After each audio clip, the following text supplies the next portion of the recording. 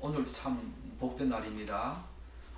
하나님께서 우리에게 주신 이 거룩한 날에 하나님의 전에서 찬송하고 기도하고 예배드리고 말씀을 들을 수 있다는 것은 너무너무 귀한 거지요. 우리 오늘은 같이 불렀던 272장 찬송을 1절과 4절 한번 부르면서 설교 시작하겠습니다. 너무 은혜가 된 찬송이라서 한 번 더 부르면서 설교 시작하고자 합니다. 우리 1절 4절 부르겠습니다.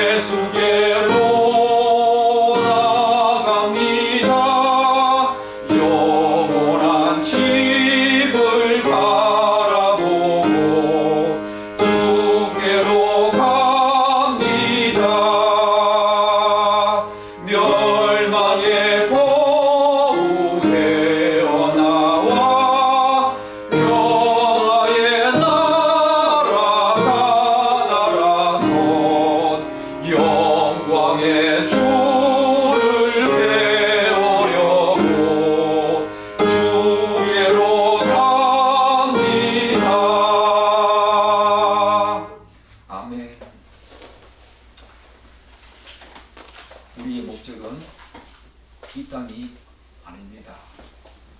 이 땅 가운데에서 나를 보내주신 그 하나님의 은혜에 날마다 인격적으로 반응하면서 그분께 더 가까이 나아가는 삶, 그리고 우리가 궁극적으로 가야 될 그 영광의 나라를 사모하는 것이 구원받은 사람의 마땅한 삶이지요.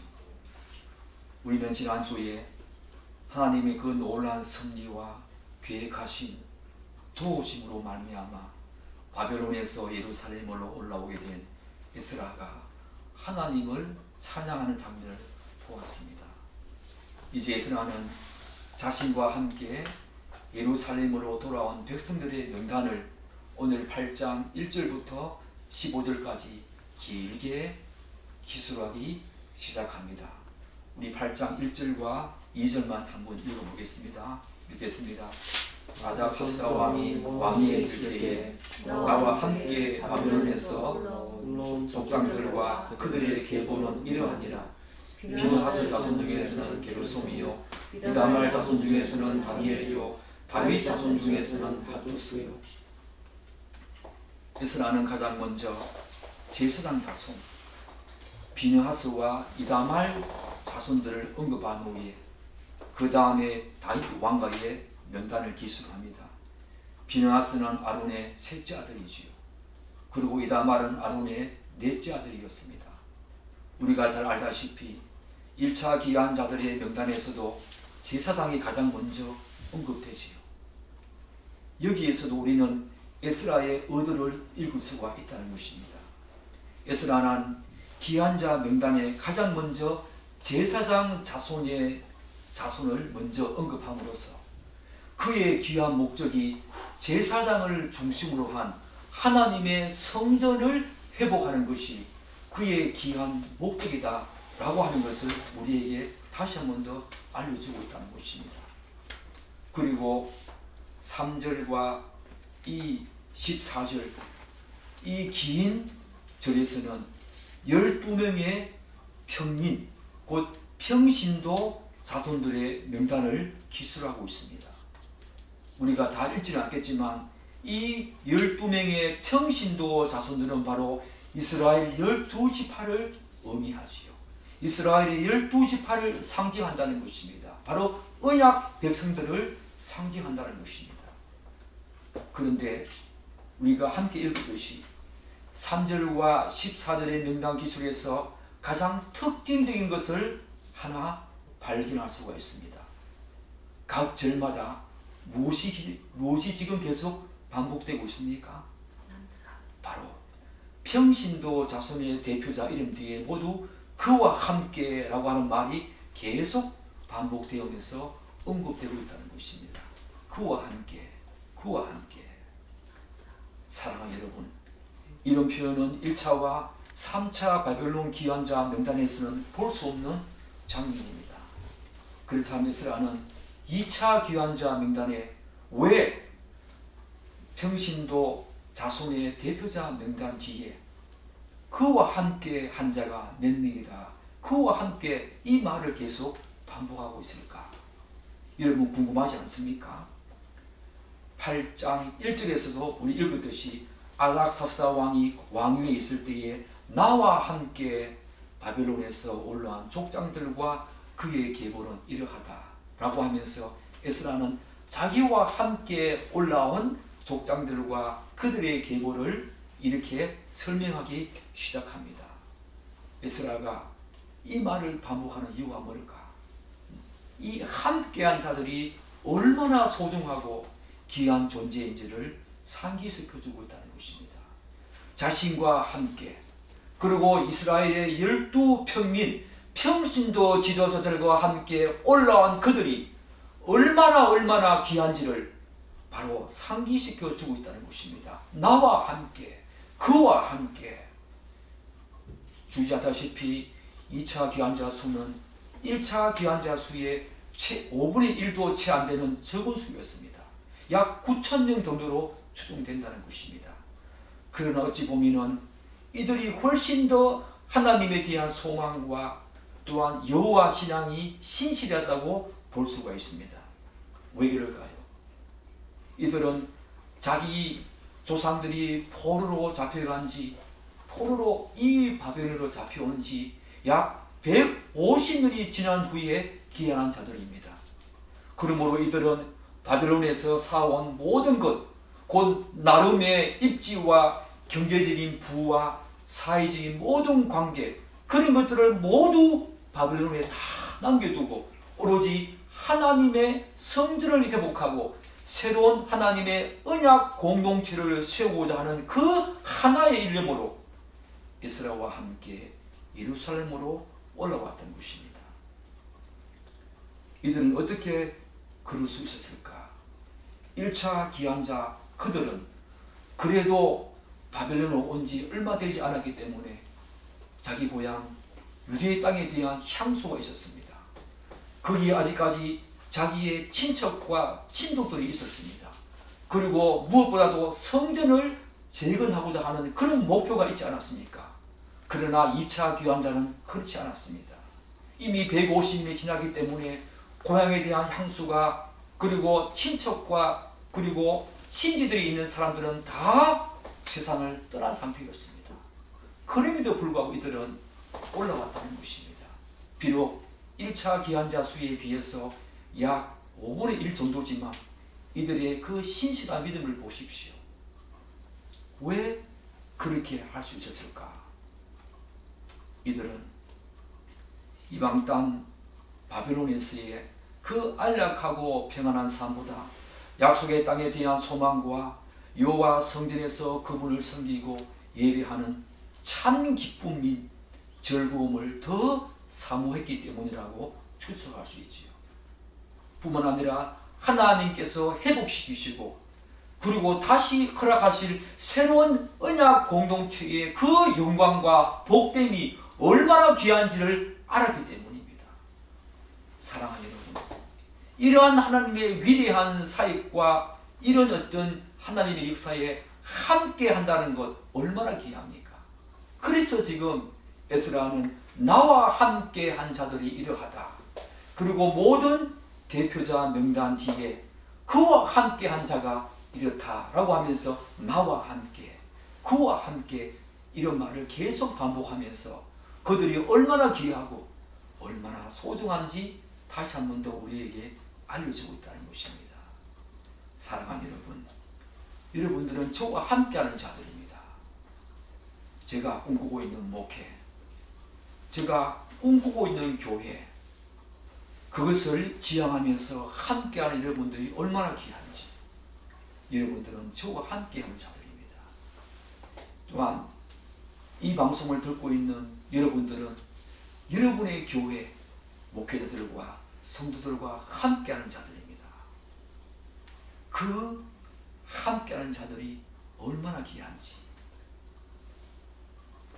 사랑하는 여러분, 오늘 저는 이와 관련해서 한 가지 질문이 생겼습니다. 그렇다면 2차 기환자는 그로해서 올라왔는데 에스라는 왜 예루살렘으로 올라오고자 하는 결심을 했을까? 너무 쉬운 답 같지요? 그렇지 않습니다. 그는 우리가 7장에서 살펴보았듯이 왕에게 구하는 것은 다 받는 자였습니다. 왕의 최측근에서 부귀와 영화를 마음껏 누리며 충분히 평안한 삶을 바벨론에서 살 수 있었던 그런 사람이었습니다. 그런데 그가 왜 이 귀한 자 수에 들어와 있으며 그리고 이들을 지도하는 그 지도자로, 그 어려운 지도자로 세워져서 이렇게 올라오고자 했을까? 오늘 말씀을 보면은 그런 내용이 없지만 저는 에스라도 짐작컨대 느헤미야처럼 유다를 다녀온 지인들로부터 유다 백성들의 그 영적인 상태 그리고 신앙생활 전반에 대한 정보를 얻었으리라고 생각됩니다. 그들로부터 유대의 참혹한 영적인 실상에 대해 전해드는 에스라는 동족 유대 백성들을 향한 안타까운 마음을 가졌을 것입니다. 그리고 하나님의 언약 공동체 및 여호와의 성전을 회복하고자 하는 간절한 마음이 그의 마음속에서 불붙어 일어났을 것입니다. 왜 그런지 아십니까? 우리가 7장 10절에서 언급하듯이 에스라는 여호와의 말씀을 너무너무 철저하게 연구하고 관찰하고 분석하고 묵상하고 연구하는 자들이었습니다. 사랑하는 여러분, 하나님의 이런 귀한 말씀을 이렇게 연구하고 분석하고 묵상하고 그렇게 관찰하는 사람에게 생기는, 하나님의 말씀을 사랑하는 사람에게 생기는 여러분과 저에게 반드시 있어야 될 변화가 무엇인지 아십니까? 바로 에스라에게서 우리가 볼 수 있는 것입니다. 에스라처럼 하나님이 귀한 말씀을 제대로 깨닫고 알게 된 사람에게는 다음과 같은 중요한 변화가 생긴다는 것입니다. 그것은 저의 경험상, 저의 체험상 틀림없습니다. 정말로 하나님의 귀한 말씀을 제대로 깨닫고 알게 된 사람에게는, 모든 성도들에게는 이런 귀한 변화가 생긴다는 것입니다. 그것은 에스라처럼 이제 자기 중심적이고 개인적인 수준의 신앙에만 더 이상 머물러 있지 않다는 것입니다. 그래서 먼저 하나님의 나라와 그 의를 구하게 됩니다. 그리고 자기 자신을 넘어서 하나님의 마음으로 공동체를 생각하게 됩니다. 무엇보다도 하나님 앞에 거룩해야 될 그 공동체가 말씀대로 살지 않고 죄악에서 더 이상 돌아오지 않을 때에, 특히 하나님으로부터 점점점 멀어져가는 모습을 보면 참을 수 없는 울분과 애통함을 토한다는 것입니다. 지금 저의 마음이 그렇다는 것입니다.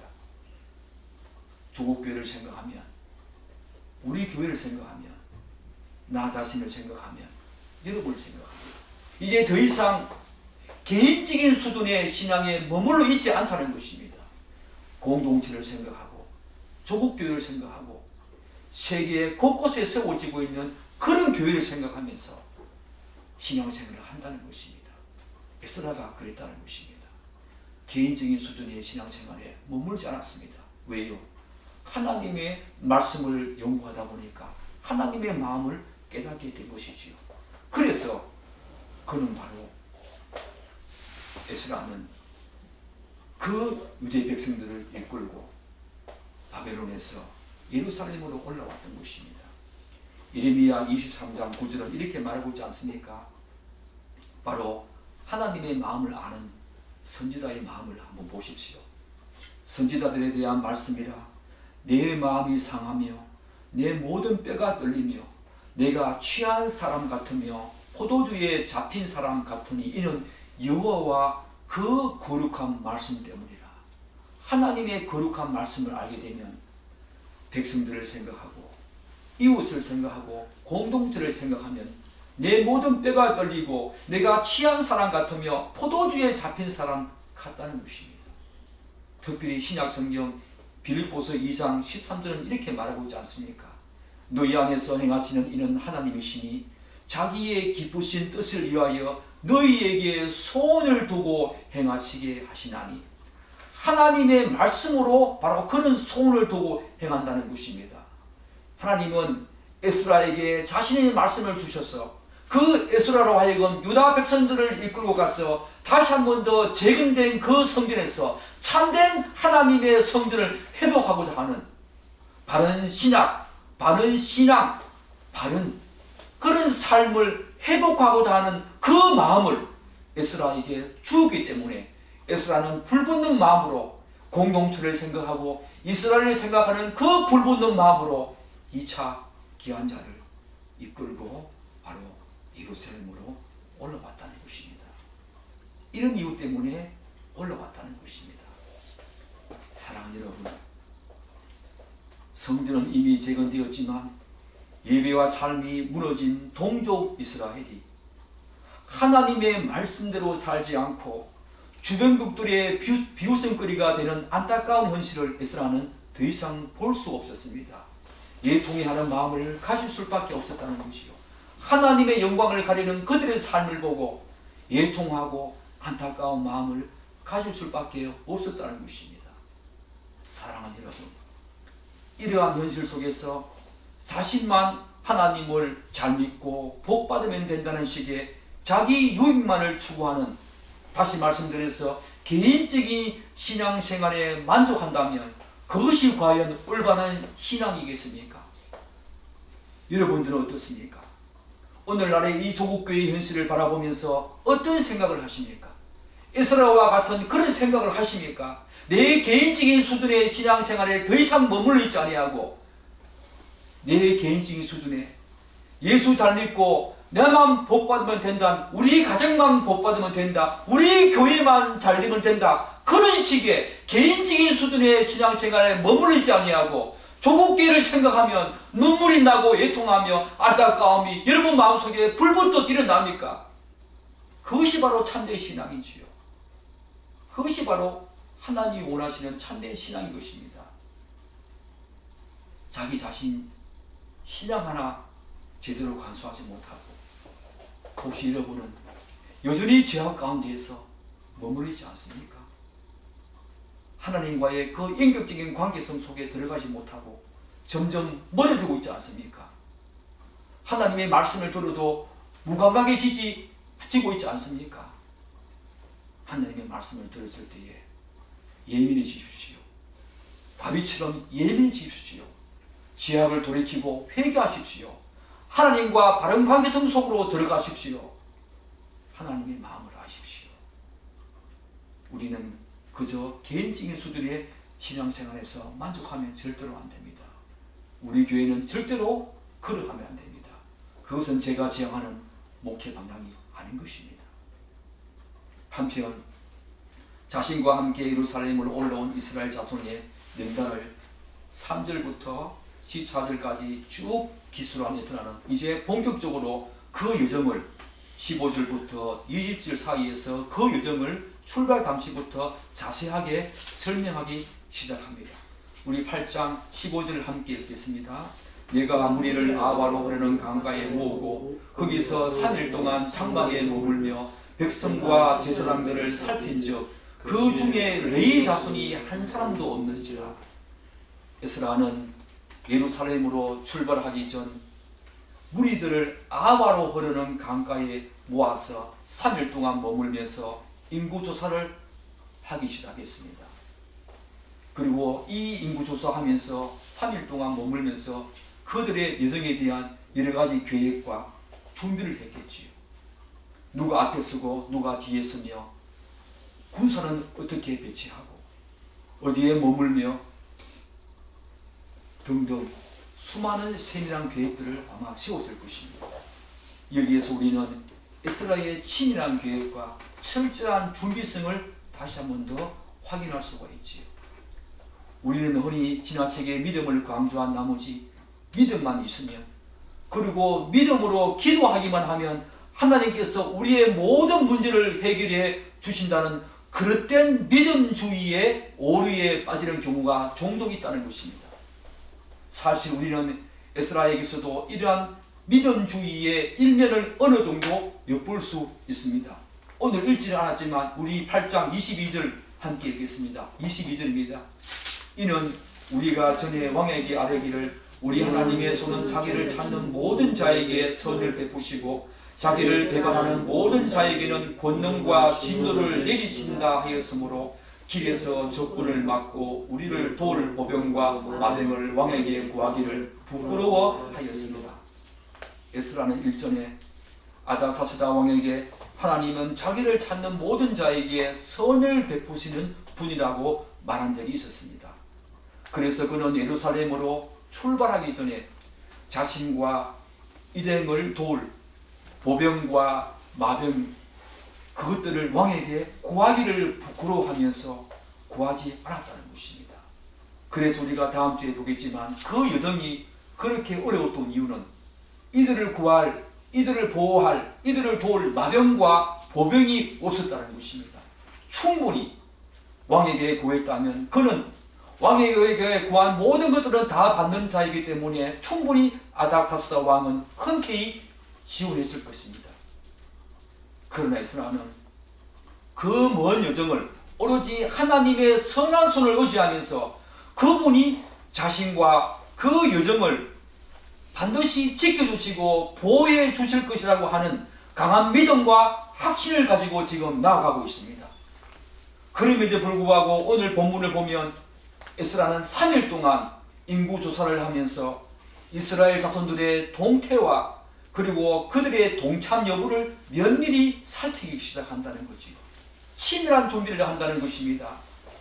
이러한 에스라의 이 모습과 행동은 하나님의 손이 자신을 찾는 자에게 선을 베푸신다는 그의 강한 믿음과 확신과는 다소 배치되는 그런 장면처럼 보이기도 하지요. 그래서 제가 아까 서두에 우리도 에스라에게 이러한 잘못된 믿음주의의 일면을 어느 정도 엿볼 수 있다고 제가 말씀드린 것입니다.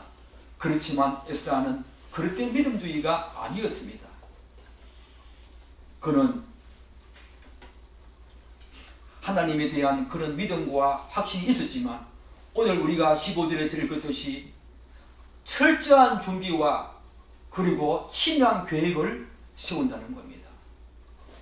정말 에스라에게는 하나님에 대한 그런 믿음과 확신이 있었기 때문에 별다른 준비나 계획을 하지 않아도 하나님께서 자신이 필요하는 모든 사람을 다 보내주시고 알아서 보내주시고 모든 여정을 책임져 주실 것이라고 하는 그런 생각을 할 수 있지 않겠습니까? 그러나 에스라는 그렇지 않았습니다. 강한 믿음과 또한 확신이 있었지만 에스라는 지금 어떻게 하고 있습니까?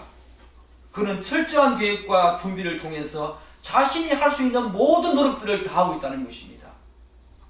따라서 우리는 믿음만 있으면 만사형통이고 믿음으로 기도하면 다 된다는 식의 그릇된 믿음주의 오류에 빠지면 안 됩니다. 이것을 경계해야 합니다. 우리에게 그런 믿음은 필요하지만 믿음만 있으면 그리고 믿음으로 기도하면 자신이 원하는 모든 것들을 다 얻을 수 있다고 하는 이런 잘못된 그릇된 믿음주의를 우리는 경계해야 된다는 것입니다. 에스라는 강한 믿음이 있었습니다. 확신이 있었습니다. 여호와의 손이 자신들을 보호주실 것이라고.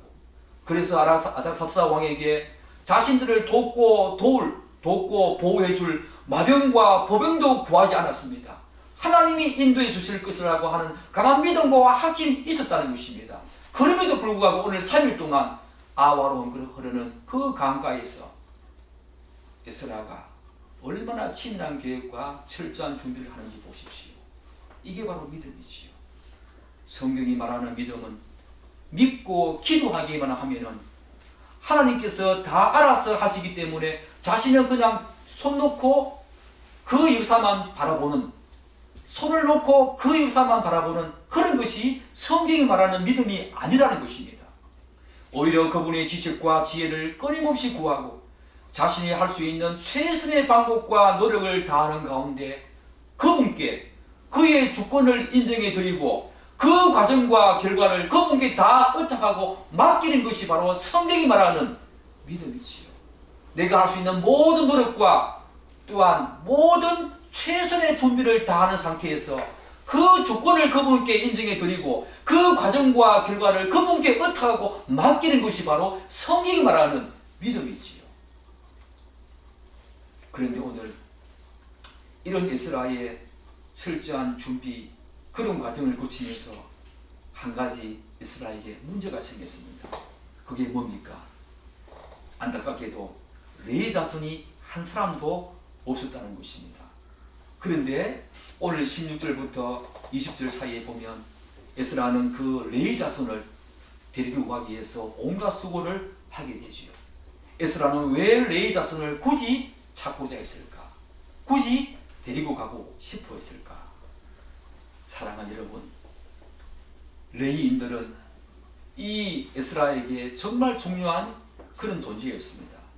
레위인들은 앞으로 에스라가 추구하고 지향해야 될, 그리고 그가 꿈꾸고 있는 회복하고자 했던 참된 하나님의 성전 회복에, 다시 말씀드려서 신앙 부흥과 개혁 운동에 레위인들은 반드시 필요하기 때문입니다. 느헤미야 8장 8절로 9절을 보면 이런 말씀이 있지요. 에스라가 백성들 앞에서 하나님의 위대한 율법책을 낭독할 때에 레위 사람들이 그들에게, 백성들에게 그 뜻을 해석하며 낭독하는 것을 다 깨닫게 해주었습니다. 바로 레위 자손들의 역할은 바로 그러한 것이었습니다. 그래서 이스라엘 백성들의 신앙 그 부흥과 그리고 개혁운동을 하기 위해서는 말씀을 듣고 깨닫게 해주는 역할을 할 그런 사람들이 필요했는데 바로 그들이 레위 자손들이었습니다. 그렇기 때문에 에스라는 지금 이 상태에서, 이 상황 속에서 레위인이 없다는 것을 굉장히 안타깝게 생각하면서 반드시 레위인들을 찾고자 했고 데리고 가고 싶어 했던 것입니다. 그래서 에스라는 어떻게 합니까? 에스라는 레위 자손들을 추가로 모집하게 된다는 것입니다. 이를 위해서 우리 16절 읽어보겠습니다. 이에 모든 족장 곧 엘리에셀과 아리엘과 스마야와 엘라단과 야립과 엘라단과 나단과 세가랴와 무술람을 부르고 또 명철한 사람 요아립과 엘라단을 불러. 엘라단이 계속 나오지요. 다른 사람입니다. 그래서 에스라는 유력한 족장들과 명철한 사람들을 가시바 지방으로 보내서 그곳 족장 이또에 가서 도움을 청하게 한다는 것이요. 가시바 지방, 가시바라는 말은 은장색 그런 말입니다. 이 가시바 지방에서는 아마 비교적 레위인들이 많이 거주하는 그런 지역일 가능성이 많지요. 아마 또 아와로 흐르는 강가와 가까웠을 것입니다. 아마 레위인들은 그곳에서 가시바 지방, 이 가시바가 의미하듯이 은세공을 하면서 안정된 삶을 영위했을 것이라고 추정이 되어집니다. 레위인들은 여기에 거주하면서 에스라는 족장 이또와 그의 형제들 그리고 느디딤 사람들에게 특별히 할 말까지 일러주면서 여호와의 성전을 위하여 섬길 레위인들을 데려오게 합니다. 이때 몇 명이 옵니까? 38명의 레위인들이 에스라와 함께 기한하고자 이 대열에 동참하게 된다는 것입니다. 사랑하는 여러분, 38명은 적은 숫자입니까? 많은 숫자입니까? 적은 숫자이지요. 기한에 동참할 레위 자손들의 숫자가 왜 이렇게 적은가? 질문을 던져보아야 되지요. 1차 기한 때도 제사장은 약 4,300명이었습니다. 그런데 레위인들은 문지기를 포함해서 341명에 불과했습니다. 1차 때도 그리했습니다. 그 이유가 뭘까? 제사장들은 많이 귀환했는데 왜 레위인들은 상대적으로 적은 숫자가 귀환했을까? 그 이유는 자신들의 귀환은 제사장들에 비해서 그다지 매력적이지 못하기 때문입니다. 그들의 신분과 그들의 지위와 역할 면에서 제사장들은 지금 돌아가게 되면은 많은 그런 어떤 추앙을 받고 그들이 할 역할은 대단했습니다. 많은 사람의 존경을 받을 것입니다. 제사를 지나면서 많은 사람들에게 추앙을 받고 존경을 받을 것입니다. 그들의 지위와 신분은 레위인보다 훨씬 더 높았습니다. 그런데 레위인들은 그러하지 못했습니다. 제사장들을 도와주는 그런 역할을 했다는 것이요. 상대적으로 아마 제사장들보다 훨씬 못한 지위와 신분을 보장받게 되고 지금 은장색 이 세공을 하면서 안정된 생활을 하고 있는 이들에게는 바벨론에서 예루살렘으로의 귀환은 그리 매력적이지 못했다는 것입니다. 따라서 많은 레위인들은 바벨론에 남는 것이 더 현실적인 유익과 도움이 되었기 때문에 동참하지 않았을 것이라고 우리가 추정할 수 있지요. 사랑하는 여러분, 여러분들은 어떻습니까? 단지 기독교 안에 들어와서 그분과의 인격적인 관계 그런 어떤 차원이 아니라 기독교적인 분위기에 젖어서 형식적이고 종교적으로 예배를 하고 자신의 유익과 목적 차원에서 하나님과 교회를 섬기고 헌신하고 봉사하고 있지 않습니까? 이런 식의 신앙생활은 이방 종교식으로 그분을 대하는 것이죠. 그분을 인격적으로 관계성 차원에서 대하는 것이 아니라 자신들의 목적과 자신들의 유익과 이익을 위해서 바로 신앙생활을 한다는 것입니다. 이런 사람에게는 종교적이고 형식적인 예배, 신앙생활이 나온다는 거지요. 바로 레위인들이 그랬다는 것입니다.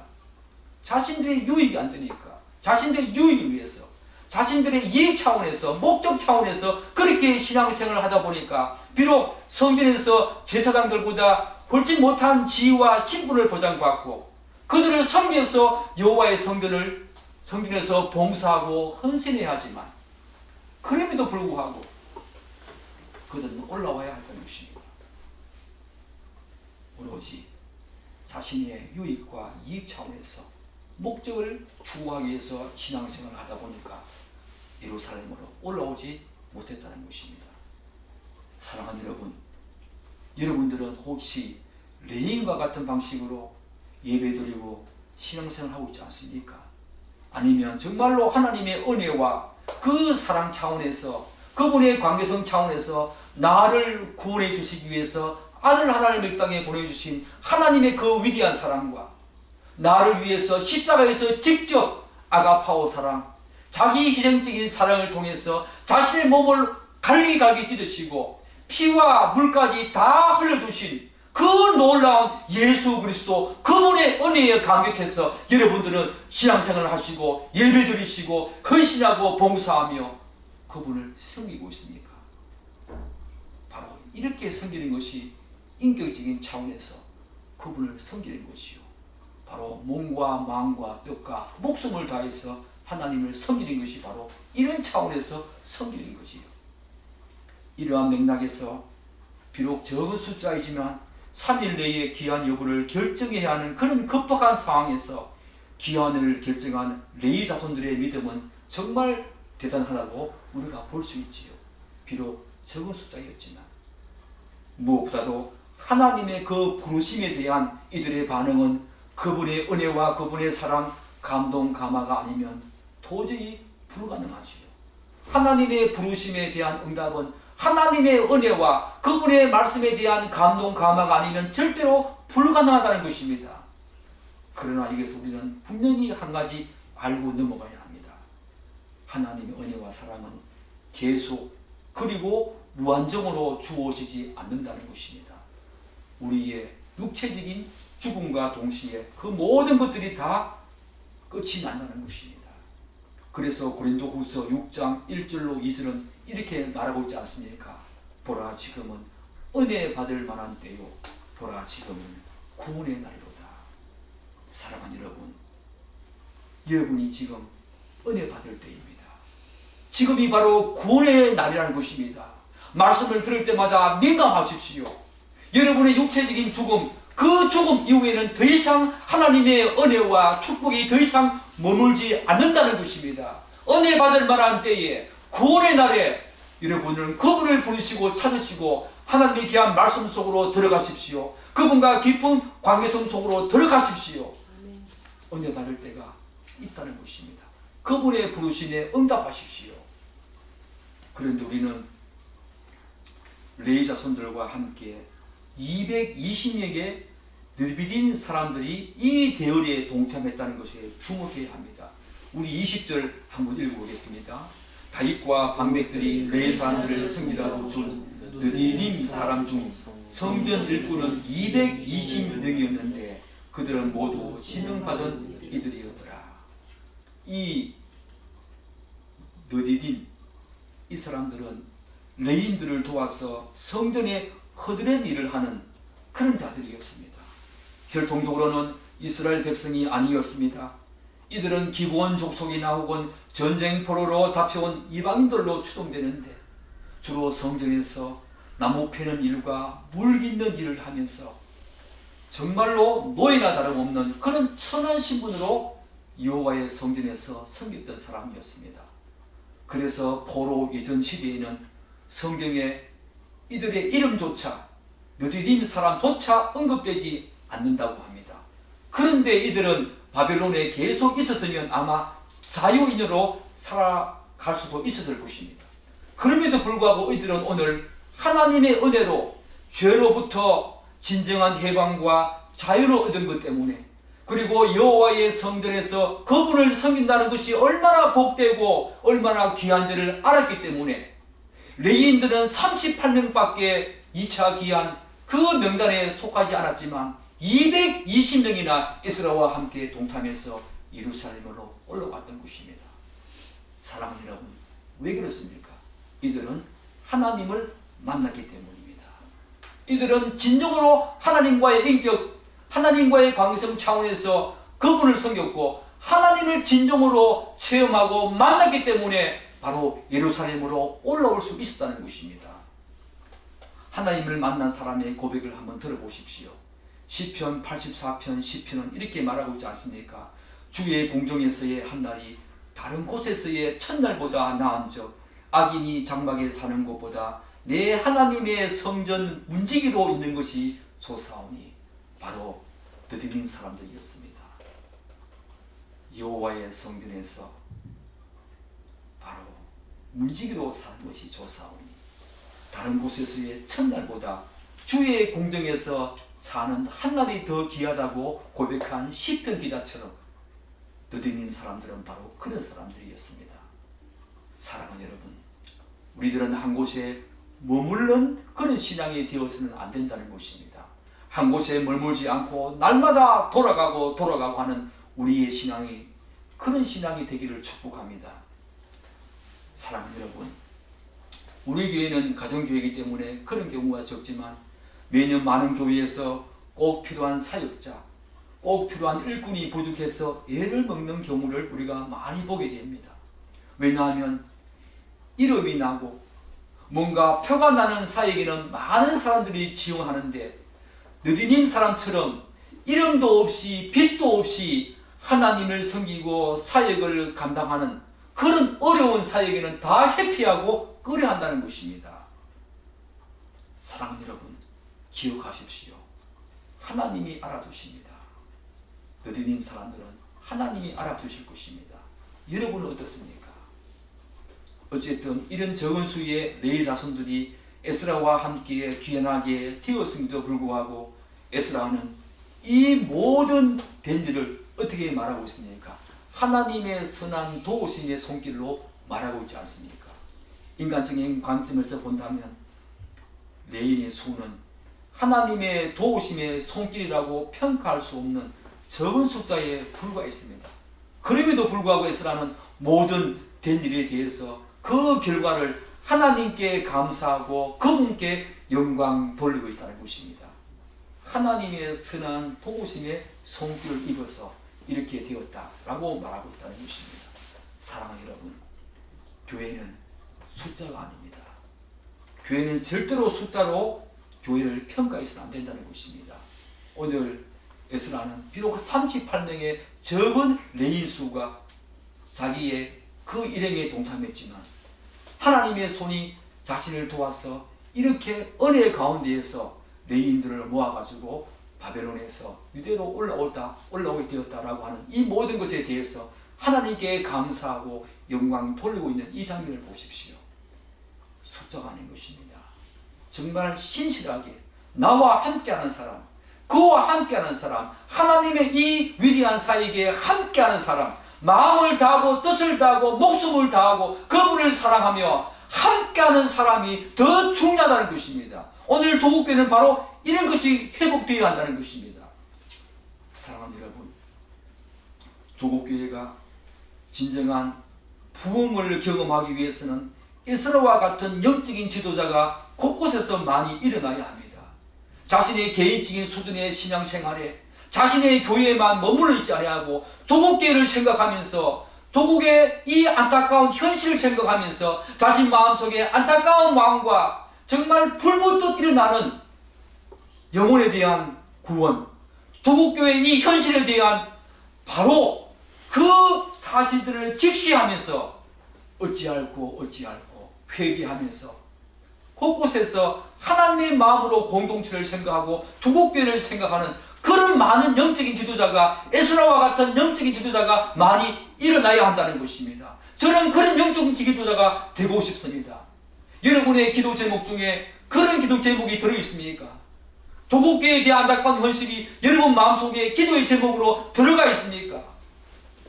또한 느디딤 사람들처럼 빛도 없이 이름도 없이 하나님의 사역을 감당하는 많은 성도들이 일어나야 합니다. 지금 조국교회에서 곳곳에서 부흥이라고 말하고 있지만 그 부흥의 실상이 무엇입니까? 이런 영적인 지도자와 이런 느디딤 사람들처럼 빛도 없이 이름도 없이 물기는 일과 나무 패는 일을 해도 하나님의 그 성전에서 한 날이 이 땅에서의 첫날보다 낫다고 하는 그 위대한 고백을 하면서 하나님을 섬기는, 빛도 없이 이름도 없이 하나님을 섬기는 이런 성도들이 조국교회에 많이 일어나야만 다시 한 번 더 조국교회가 부흥할 수 있다는 것입니다. 그리고 이 조국 사회에, 그리고 많은 우리나라 사람들에게 선한 영향을 줄 수 있다는 것입니다. 사랑하는 여러분, 그런 영적인 지도자, 그런 성도 되시기를 간절히 축복합니다. 기도하겠습니다.